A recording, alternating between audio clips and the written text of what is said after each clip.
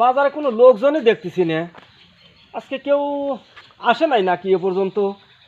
আচ্ছা দেখা যাক, আমি মনে হয় একটু সকাল সকালই চলে আসি। ঠিক আছে।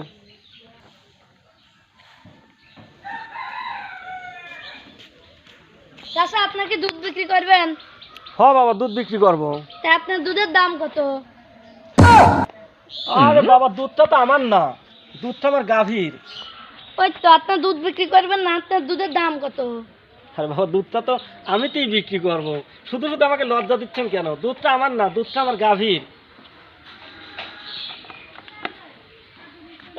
বাবা, কি বলেন? এটা কি হচ্ছে? গাবের কাছ দিয়ে শোধ করবেন না কার দুধ? হ্যাঁ,